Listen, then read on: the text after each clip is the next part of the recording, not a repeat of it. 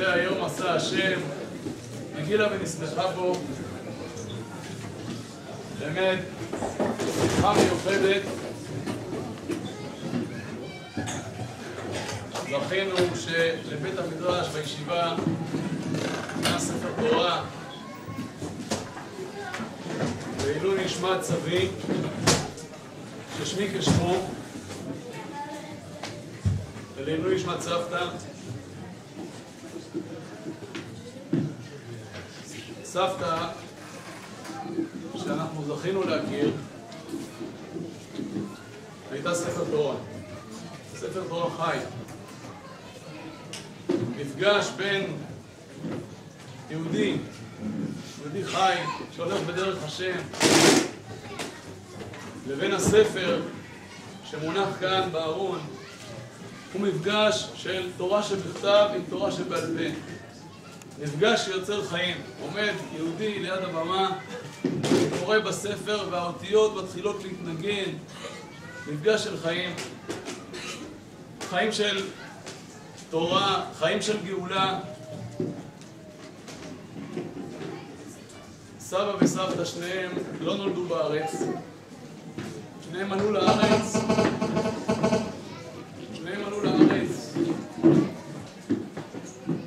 עוד לפני השואה. שניהם עלו לארץ ששמעו את הקול הגדול, השופר הגדול שקורא לעם ישראל לחזור לארצו. סבא אחרי שכבר היה בשבי הגרמני, מהישיבות בליטא, עם רבותיו, הרב שך זצ"ל, עם מורו ורבו, הרב יזהר זלמן, זכר צדיק לברכה. וסבתא בתור ילדה עם אביה ואימה וכל בני משפחתה עלו לארץ כי מצווה בא לידך אל תחמיצנה. אלו השורשים, ואנחנו זוכים באמת שהישן הזה שמשתבח והולך מתחדש, וכל הצאצאים ברוך השם הולכים בדרכם ובונים תורה בכל רחבי הארץ, ארץ ישראל, מיישבים אותה, בונים גאולה, ועוד נמשיך בהמשך. אני רוצה להזמין את הרב דני, ראש הישיבה, לברכות ודברי תורה. ברשות משפחת יקיר, חביבה לנו מאוד, קשורה איתנו שנים רבות,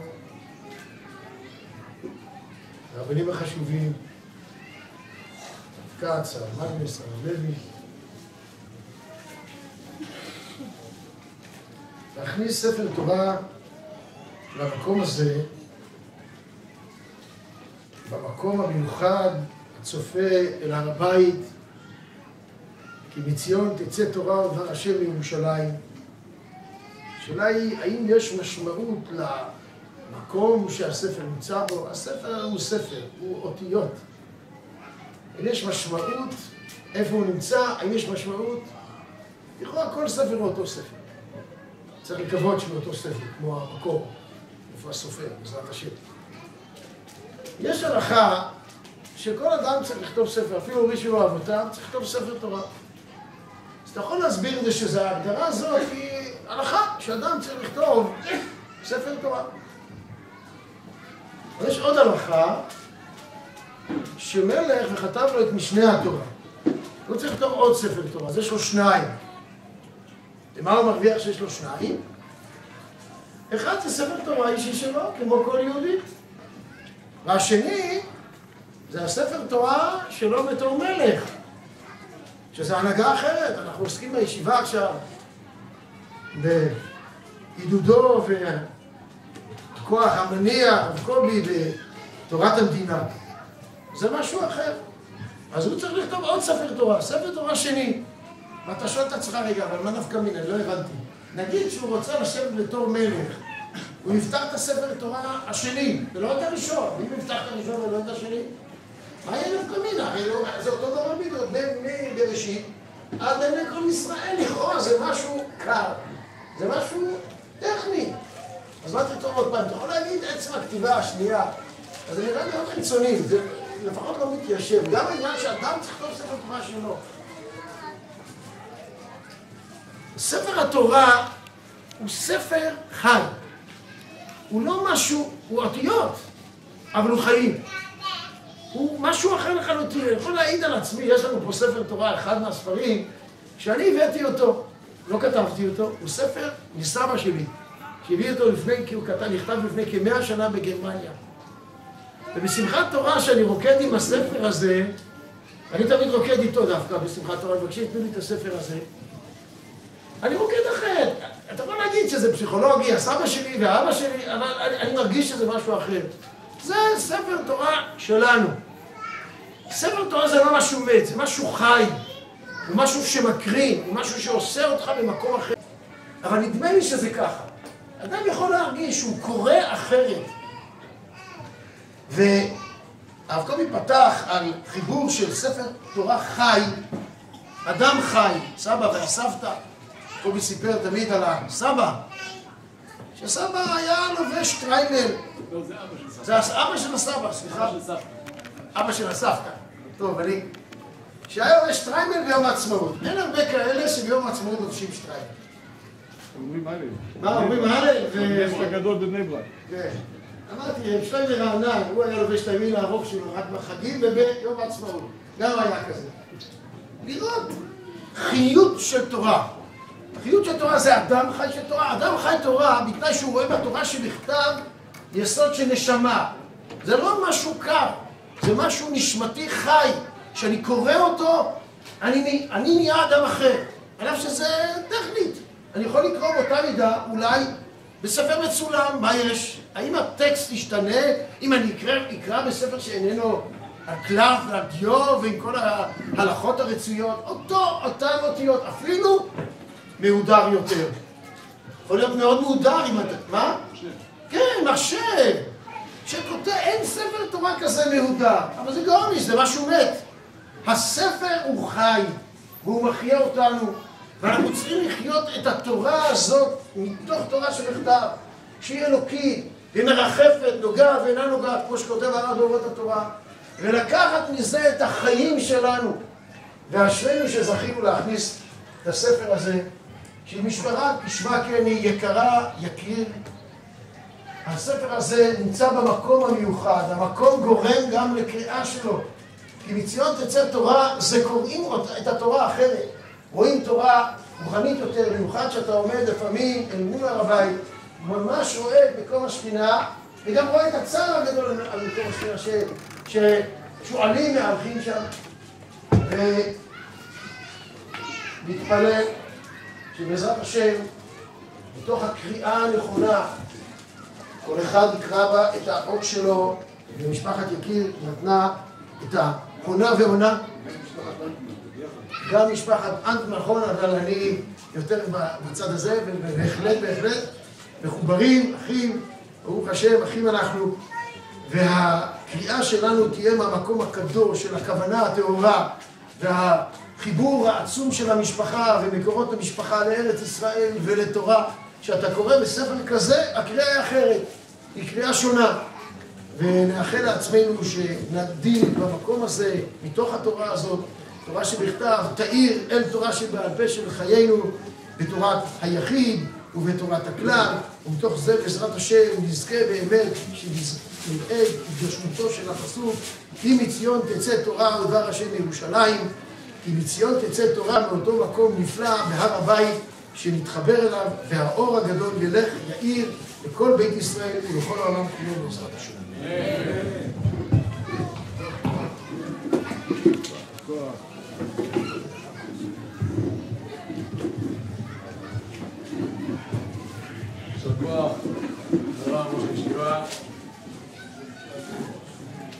אנחנו נמצאים בפרשת כי תבוא, ויש לנו שם את פרשת הביקורים. רב לייבל אגר בתורת אמת אומר יסוד מאוד מאוד עמוק וחשוב בביקורים.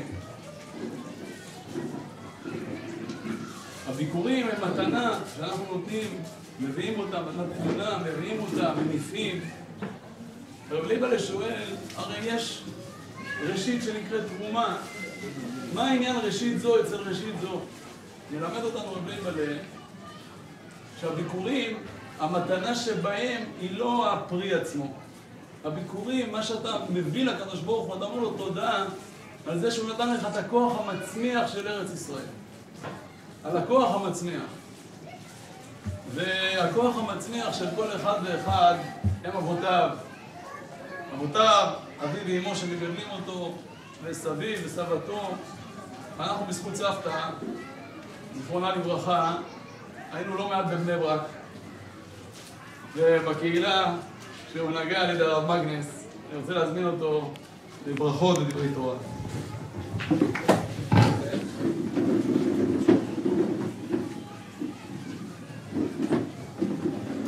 טוב ברשות ראש הישיבה, ברשות הרבים, ברשות התלמידים, ברשות כל הרבנים, ברשות המשפחות, משפחת יקיר, משפחת אנטון, כל המשפחה הרחבה. הרב נריה זצ"ל פעם סיפר לי שיש סיפור על חסידי קוצק, שלפני תקיעת שופט, שכולם אומרים תהילים או לומדים זוהר, אז ידוע שחסידי קוצק היו לומדים גמרא. והרבה פעמים דווקא נסחא דרבבא. ולמה?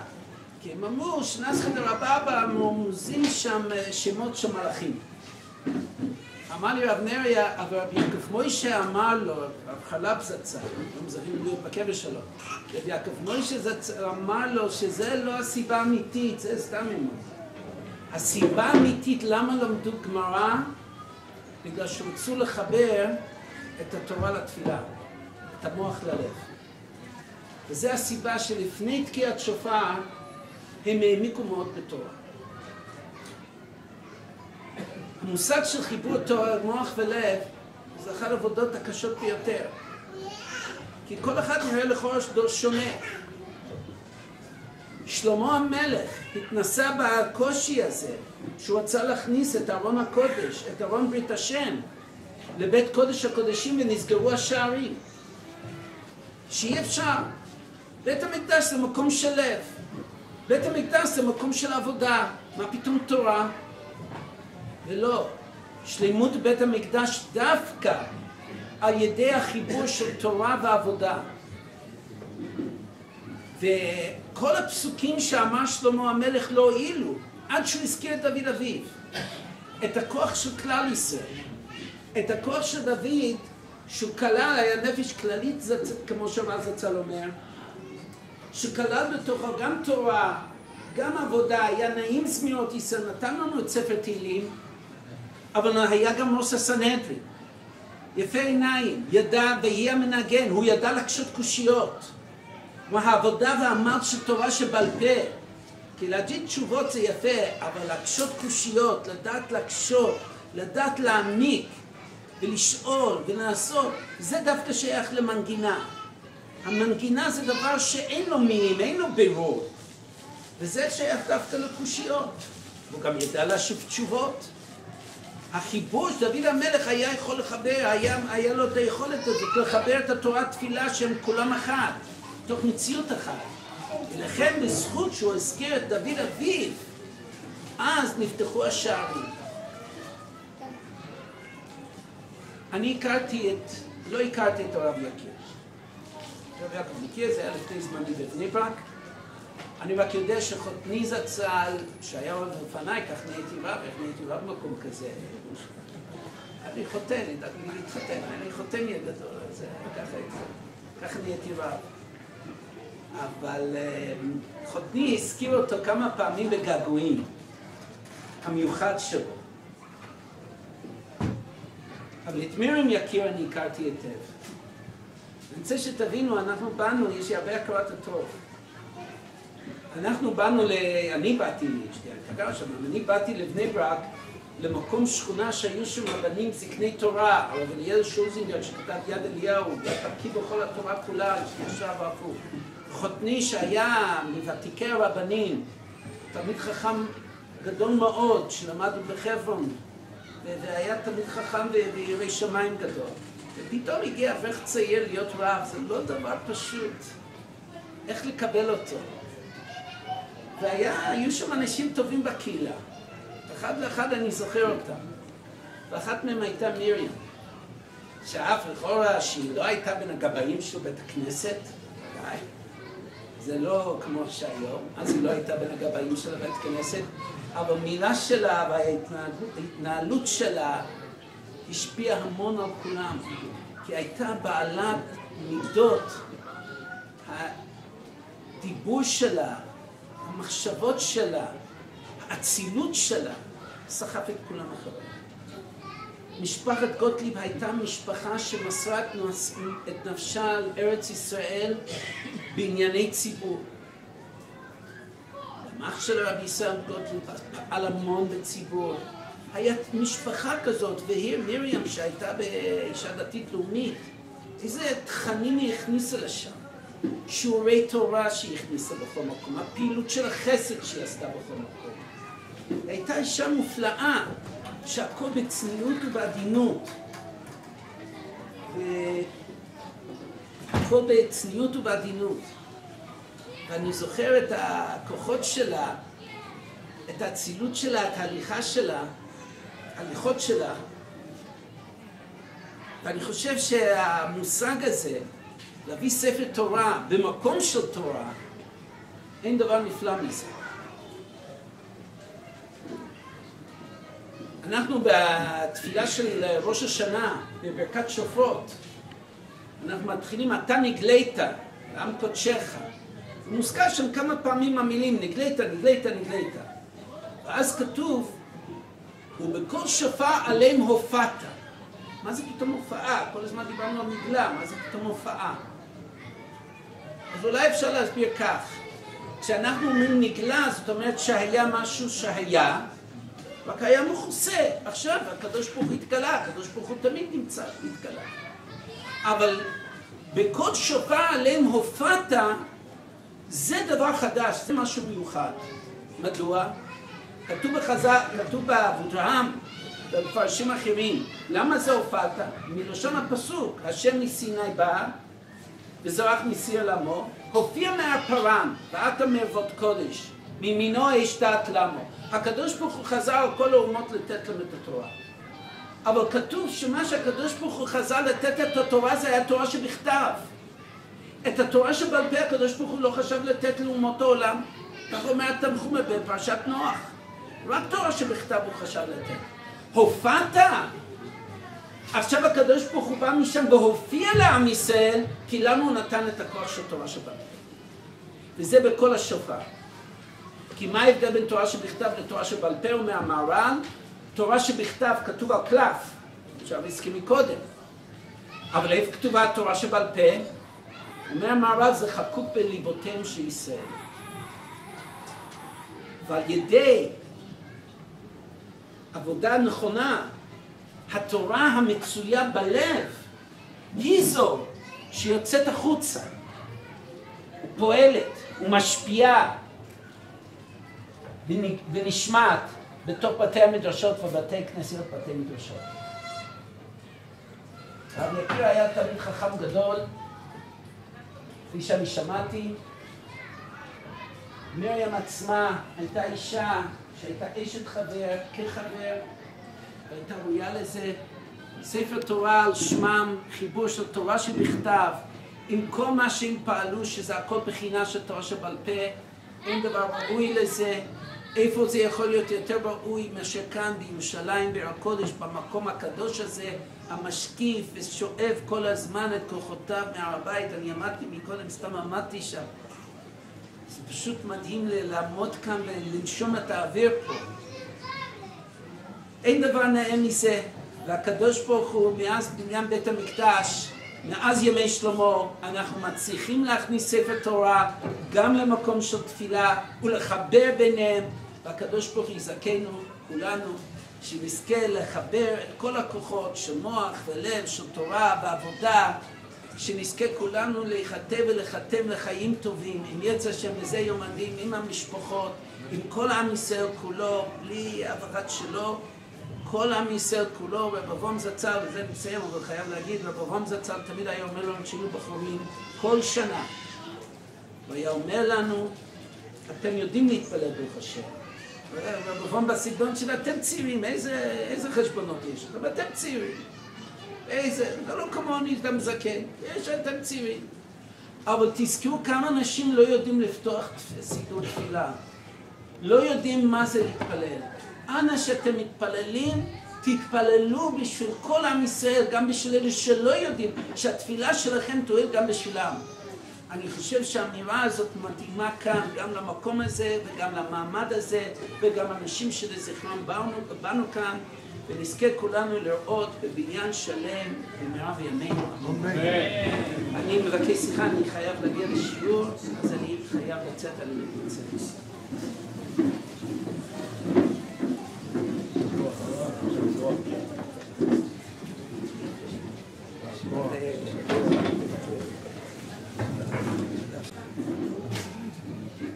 יישר כוח הרב מקנס, שנה טובה. אני רוצה לדבר עכשיו אל בני הישיבה גם. אנחנו בישיבה בבית אורות, רב דני תמיד מלמד אותנו שהתורה לא נשארת רק בבית המדרש, היא יוצאת גם מחוץ לבית המדרש, היא יוצאת לכל החיים של העשייה, שהאדם יעשה איש על מחנה ואיש על גילו. ותמיד כשאנחנו מדברים עם התלמידים שלנו על הדבר הזה, יש לנו בעיה. בעיה שאנחנו נמצאים בבית המדרש. הוא מדבר עם אנשים, הוא אומר, תהיה תורה גם מחוץ לבית המדרש. טוב, חכם גדול, אתה יושב בבית המדרש. מה אתה אומר לי שיש תורה גם מחוץ לבית המדרש? ואני רוצה להזכיר מקצת שבחו של אבי מורי בפניו. לא פה, אנחנו רוצים בתור דוגמה של חינוך, לתלמידים. אבא תמיד, כשהיה ברם העשייה, תמיד אמרנו שהכי חשוב זה התורה. הכי חשוב זה התורה. ללמוד, להידבק בהשם, וגם היה מקיים בעצמו שיעורים ולימודים. וברוך השם עכשיו כשהוא יצא לפנסיה, אז הוא הגדיל לעשות. ויש כהן של חבר'ה בשכונה, ברוך השם, בבית הכנסת. ואחרי זה הוא גם תלמיד מן המניין, בישיבת ההסדר בראשון לציון. אני רוצה לברך אותו שבעזרת השם הרבה שנים טובות שימשיך בזה. ובזכות זה אנחנו זכינו שיש לנו פה גם תלמידי חכמים בראשון לציון איתנו. אני רוצה להזמין את הרב שלמה לוי לומר לנו ברכות ודברי תורה.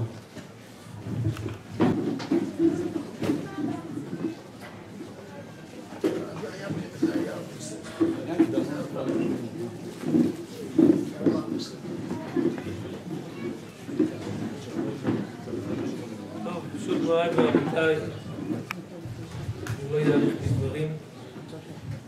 פשוט ראש הישיבה, הרב יזק, הרבים של הישיבה, הרבנים העיקריים נמצאים כאן, התקבצו כולם ובאו לכבוד משפחת יקיר ואנטמן, וביחד מחברים את התורה ואת עם ישראל ואת ארץ ישראל במקום אחד. ודאי שמאז שקיבלנו את התלמיד החדש בישיבה לא עשינו לו בחינות. אבל בגלל שיש לו תעודת תלמיד ותיק. הוא ותיק בבית המדרש. וברוך השם, שיעלו מעלה כל המשפחה עם כל הענפים וכל הצאצאים.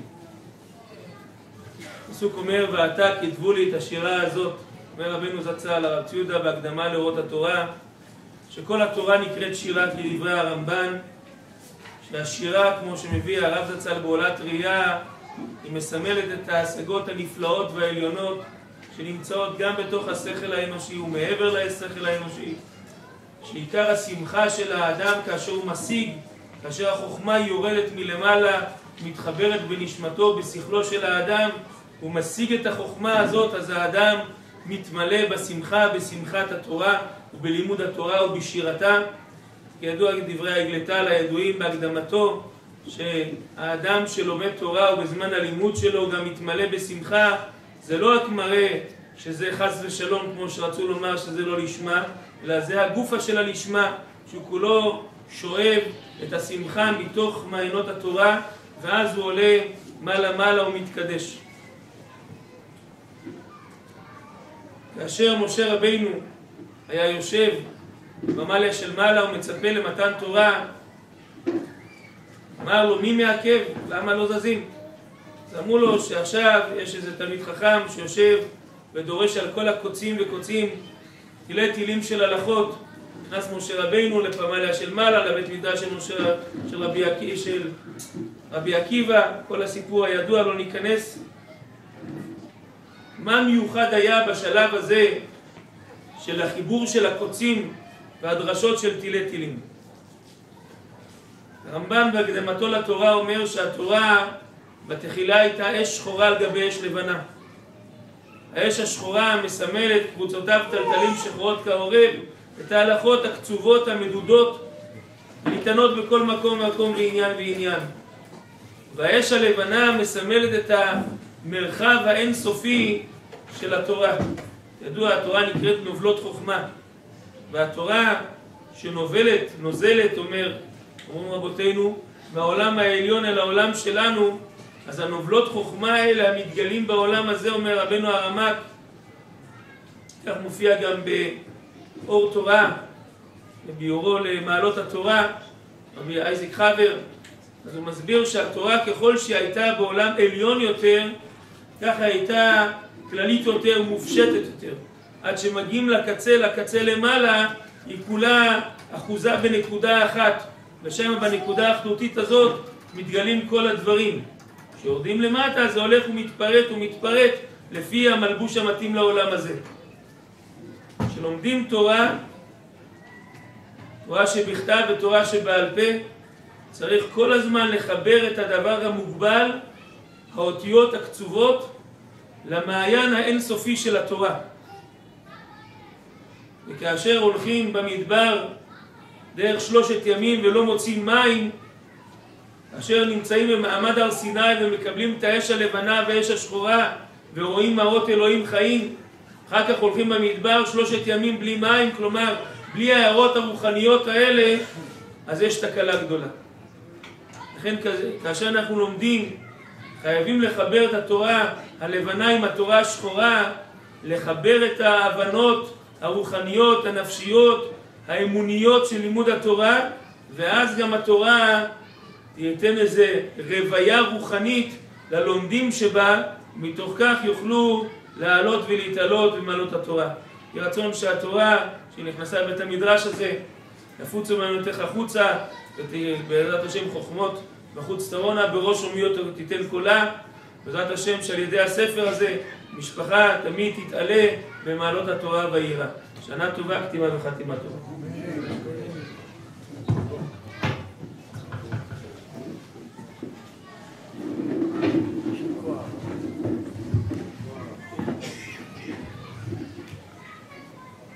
שבוע הרב שלמה, אני רוצה לסיים ולשאת תפילה. כמו שהרב דני הזכיר, אנחנו בבית המדרש עוסקים בצורה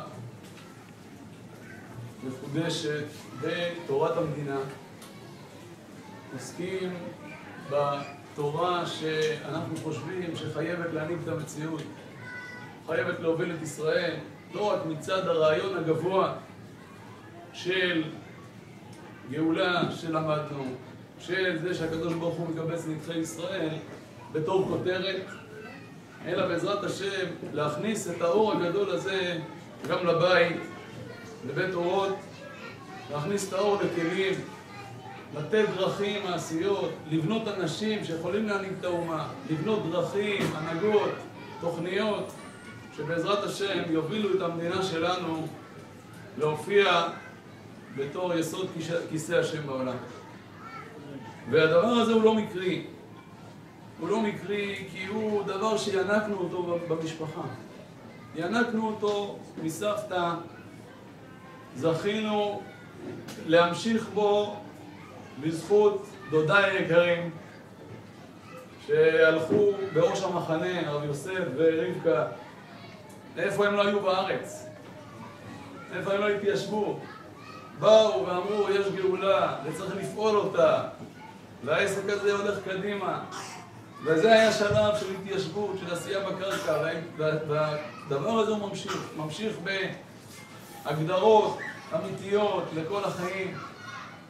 העניקה הזאת, אנחנו תפילה שבעזרת השם זכות סבא וסבתא תעמוד לבית המדרש, בעזרת השם, שנצליח בעזרת השם, כמו שדיברו כולם, בענווה וביראת שמיים, לחבר תורה של בכתב עם תורה של בעל פה שמתפתחת כשהארץ נבנית וכשישראל חוזרים למקומם ובעזרת השם חוזרים לגאוותם, נזכה באמת להתקדם ולחדש בתורה חידושי אמת, וכל ישראל יישאו ברכה מהתורה של בכתב, התורה של בעל פה, שתצא מכאן מציון, בעזרת השם תצא ממקום המשפט, מהר מרום הרים, כשסנהדרין תשב במקומה.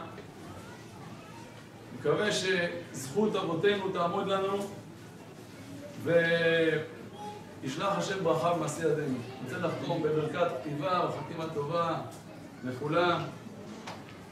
תהיו ברוכים. אנחנו רק אומרים את הלו"ז, בעזרת השם עכשיו תפילת ערבית ואחר כך סעודת מצווה. סעודת מצווה, כולנו זמנים.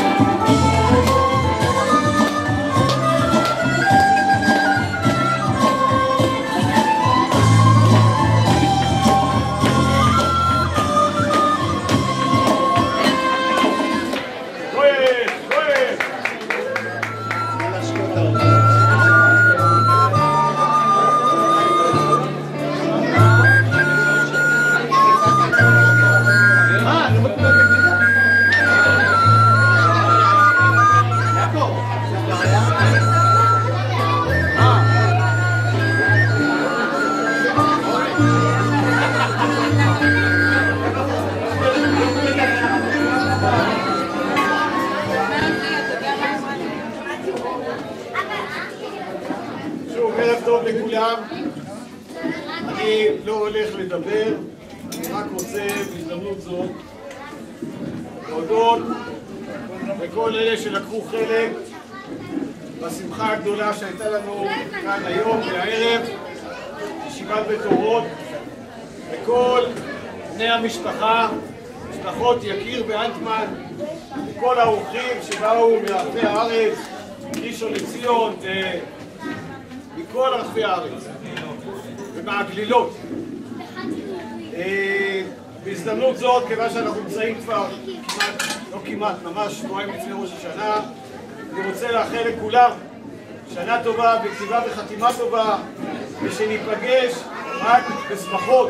אני מזמין את גיסי הרב יוסף אנטמן להגיד דברי תורה. חבו.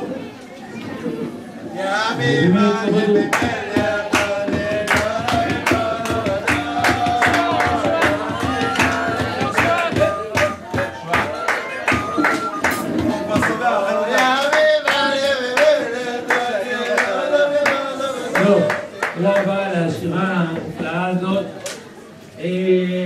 באמת שמחה רבה לנו כולם לזכות להכניס ספר תורה כפי שדיברו בירקות של ירושלים אל מול הר הבית. מעולה. תודה רבה לשי וישראל שתרחו בעניין רבות בידיעתיהם. אנחנו גם קצת, אבל באמת לקחו את רוב המסים. אנחנו פתחנו השבוע את מסכת חגיגה, ואני רוצה להקדיש דבר התורה למסכת חגיגה שהתחלנו בה, ואיזה דבר קטנצ'יק שיכול לשקף פה את האירוע המיוחד שיש לנו פה. בואו נראה. חובת עולת ראייה, הכל חייבים בראייה. אנחנו יודעים שמי שעולה לירושלים לרגל חייב להביא 3 קורבנות. 3 הקורבנות זה עולת ראייה, בשלמי חגיגה, בשלמי שמחה. ואנחנו נדבר רגע על עולת הראייה. עולת הראייה נשמע כן יראה עולה, לא נאכלת, ויש במחלוקת אם מוצאים עליה הוצאה גדולה, הוצאה קטנה, לא ניתן את זה, אבל שואלת הגמרא, זה דבר מופלא מאוד. הכל לעטוי מים. כתוב, הכל חייבים עולת ראייה, הכל לעטוי מים. הלא יאומן כי יסופר, המילה הקטנה הזאת, הכל, שמחפשים את המשמעות שלה, מוצאים כל מיני, מנסים למצוא איזשהו דרך, שזה לא סתם בן אדם שהוא חייב בראייה, כמו כל זכר, תראה כל זכורך, זה חייבים רק הזכרים, תראה כל זכורך, זה פשוט, כולם חייבים בעולת ראייה. מה זה הכל לעטוי מים? מספרת הגמרא סיפור כזה, סיפור כזה. כתוב שעל עולת ראייה, מכיוון שזה קשור לעלייה על הרגל, תראה כל זכורך, לעלות לראות, אז הוא צריך להיות בן אדם שיכול ללכת שתי רגליים. היה בן אדם אחד שלקראת היום הראשון של החג, הוא נקע את הרגל. הוא נקע... זה קרה פה למישהו קצת. הוא נקע את הרגל, והוא לא יכול לעלות לירושלים. אז הוא... אני מדהים, אז הוא לא יכול, אז הוא פטור מעולת ראייה. ככה. לא יכול, נדע, אולי, אתה אומר ככה אולי. הוא לא יכול לעלות לרגל ירושלים, כי הוא לא יכול. או בלשון הגמרא, היה חיגר באחד מרגליו. אני אומר לכם את הגמרא שלכם מעניין. היה חיגר באחד מרגליו, הוא פטור מעולת ראייה. אחר כך באותו ערב, אז הוא לא, אולי לקחו אותו בעגלה, אולי הוא לא הגיע, הוא פטור מעלה הרגל להר הבית, לעזרה, לפני השם לעזרה הוא פטור. אז הוא נשאר בירושלים בקריית משה, הוא הלך לטקס 50 שנה של האשלס, נגיד. אז הוא לא עלה להר הבית. והרי הוא רואה איזה פלא, הוא לקח בערב הקומון, ביום טוב, נגיד בלי הקומון. מישהו עשה לו קצת כיפופים, האם יער, והנה ביום השני, ביום הראשון הוא שכב, לא יכול לדון. ביום השני בבוקר קם הבן אדם, הוא הולך רגיל. אז הוא הלך לרב של קריית משה, ושאל אותו, אני כבר רגיל. אמר לו, מה אתה אומר? אז מה הוא שאל אותו? האם זה שהייתי חיגר ביום הראשון?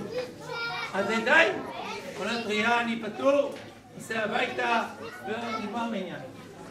או שנאמר, שלא, שאתה חייב ביום השני להביא את עולת ראייה. ברגע שהבראת, מתחייב עולת ראייה. המחלוקת הזאת זאת מחלוקת גדולה, והיא תלויה בשאלה, אנחנו יודעים שמי שלא הביא עולת ראייה ביום הראשון, יש לו זכות להביא את עולת הראייה במשך 7 ימים, ובסוכות 8 ימים, ובשבועות כמה? 7 ימים גם, עד י"ב, לכן לא אומרים תחנות. נכון, כי שזה שבועות לא, אנחנו מדברים על פסח נגיד, הפסח. הייתה שאלה, הוא עברי, לא הביא ביום הראשון, אחד היה בריא ורענן וצעיר, הוא היה בהר הבית, הוא לא הביא עולת ראייה. לא החיגר, החיגר זה מהסיפור הקודם, זה סיפור חדש. אחד היה בריא ושלם, והוא היה, אבל הוא לא הגיע לעולת ראייה. למה? כי היה צפוף, למה? כי היה לו פעם, למה? כי הוא התעצל, למה? כי למה? ביום השני הוא בא לרב שלו, אמר, רבי, אני אתמול לא הביא, אני אביא היום? אומר לו, בוודאי! שמע את זה החיגר, שהתפשט, אומר לו, למה? אתם פשוט לכם שהוא יביא ביום השני. ואני החיגר, שעכשיו הבראתי, אתם אומרים, אולי כן, אולי לא, אולי מה? מה ההבדל? אתם יודעים מה ההבדל? נגיד. הגמרא אומרת, זה תלוי בדין של תשלומים. האם זה שביום הראשון אתה חייב, ואחר כך 7 ימים, זה הכל, עכשיו נעשה הדגמה, מימין לשמאל, זה היום הראשון, אז היום השני הוא ההשלמה של היום הראשון, היום הבא זה השלמה של היום הראשון, איפה אני כבר פה, היום השלישי זה השלמה של היום הראשון, היום הרביעי, טוב, מספיק, הבנת את הפרינציפ, זה לא את הכל, אתה תגיע 8 נגמור את הערב, אז זה כבר נתראה, אין יותר מספיק. זה נקרא שכולם תשלומים, ולכן מי שיהיה פטור ביום הראשון, גם אם ביום השני הוא יכול כבר לבוא, הוא כבר לא יתחייב, כי הכל זה העתק הדבק של היום הראשון. או שנגיד שזה לא הולך ככה. החובה היא ביום הראשון, אבל התורה נותנת זכות להביא את עולת הראייה היום ומחר. זה נקרא כולם תשלומים לעצמם, תראה זה. הלשון לא כל כך פשוטה, לא ניתן את זה עכשיו. אומרת מה, זה תלוי עם הקוגו שלנו, עם הרגל. אם נגיד שכולם תשלומים של היום הראשון, וביום הראשון מה היה מצבו? להגיד, ביום הראשון הוא היה שיגר, היינו, הוא היה פטור. הוא היה פטור. אז מה זה יועיל שביום השני עברי? כי כולם זה תשלומים של הראשון. אז הוא פטור, אז הוא הולך הביתה. הולך הביתה, אומר על המסתלה. אבל אם נגיד שכולם זה תשלומים, זה לזה שכל אחד זה חובה בפני עצמה, הרי החיגר שלנו שעברי ביום השני, הוא יהיה חייב, כי אומרים לה עכשיו אתה בריא כמו שור, אתה תביא עולת ראייה. אומרת הגמרא, הכל, המילה הכל להטוי את האיש הזה, את העד. ראשון הגמרא זה חיגר שנתפשט, יפה עמיחי יודעת אותו. חיגר שנתפשט שהרגל שלו התפשטה. טוב, זה תדפיו לי, עשיתי השלב הכיום לי. מה זה קשור לענייננו פה? זה מאוד קשור לעניין שלנו. השאלה אם התורה, אפשר להעביר את הכל לתורה, ננסה, להעביר לתורה. אנחנו עושים היום חנוכה את הכנסת ספר תורה. נכנס, וזה מאוד ירשים, וזה מאוד נכנס, אבל אנחנו יודעים שחייבים את התורה, אז בואו נדמה את זה, אני מנסה, זה לא טוב, זה יפה, גם אם זה לא נכון, זה יפה, אני לא לומר. אז היום הראשון, הוא הבומבסטי, הוא הסק. מחר נלמד תורה גם, אז מה זה יהיה? זה יהיה, אנחנו משחקים את היום הראשון עוד פעם, אנחנו מעבירים היום הראשון את הכוח, או שכל יום נלימוד תורה בפני עצמו. אין לי הכרעה בשאלה הזאת, זו שאלה יפה ומעניינת. אפשר לעשות מזה השלכה לגבי מעמד הר סיני. זה שאנחנו אומרים שאנחנו יונקים את הכל ממעמד הר סיני. אז בואו נגיד שהכנסת ספר תורה, ועכשיו אני ממציא עוד דבר, שהכנסת ספר תורה זה מין מעמד הר סיני זוטה. כי זה ממציאים ספר, כאילו חונכים ספר חדש. נגיד שזה אבל לזה. על כל פנים, אפשר לראות בזה איזשהו רעיון, שהיום הראשון זה הכוח והוא מקרין אחר כך על הימים הבאים, או שנגיד שהיום הראשון הוא לא מקום מונח, אבל החובה ללימוד תורה היא מתחדשת כל יום, שנאמר, המחדש בטובו, בכל יום יהיו בעיניך חדשים, ואהבת השם בכל יום חב, בכל יום שיהיו בעיניך חדשים. לא נגיד עכשיו כל החדשים. אנחנו אומר, איך הביטוי? גמרא מכריעה. כן, הכל להטוי. לא, בסדר, מה? אני אומר על המחלוקת העקרונית. נורא לא מכריע בשאלה אם תשלום משום ראשון או של כל יום. אז למה חיגר חייב? כי הגמרא דוחה את זה בחזרה תחת כך לרשע של החצי עבר חצי בן חורי. אין, זה לא נשאר למסקנה. יש שתי דברים סותרים. למסקנתנו ולברכתנו. אנחנו מברכים שכוחו של היום הראשון הזה יקריא לכל הימים. וכן כל יום יהיה כוח בפני עצמו.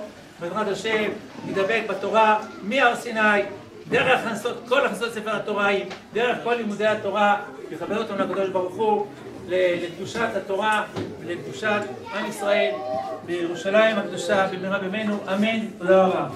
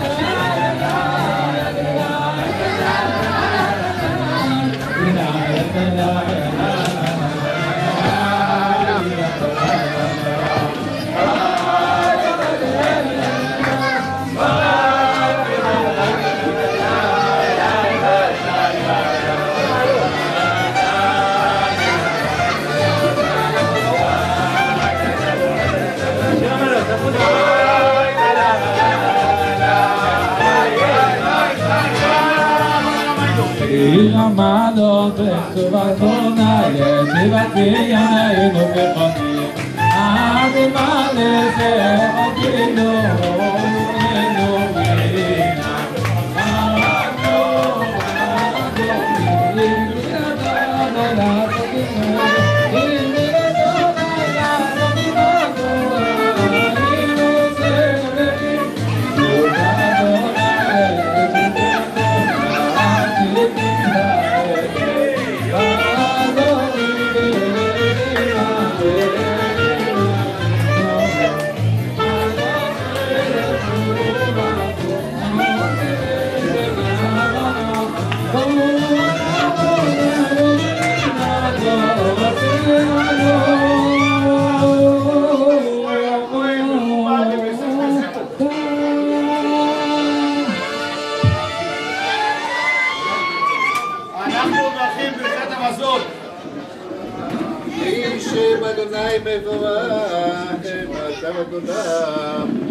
ברשות בעלי השמחה, רבותיי, נברך אלוהינו שאכלנו משלו.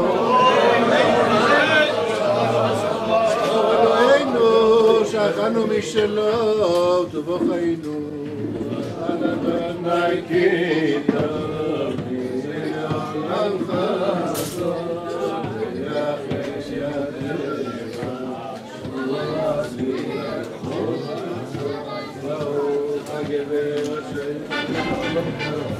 ערב טוב, אני רוצה ממש להודות לכם על קבלת פנים ועל הכנסת ספר תורה, ועליי למסור לכם מסר חשוב מאוד. אנחנו נצא ראשון לציון באים לכאן לכבד גם את ישיבת תורות, גם את יקיר, דוקטור יקיר, שהוא אחד והיחיד לדעתי באזורנו, אדם ענב, משכיל, לומד תורה ומלמד תורה, ויישר כוח לכולכם, כולל משפחת אנטמן.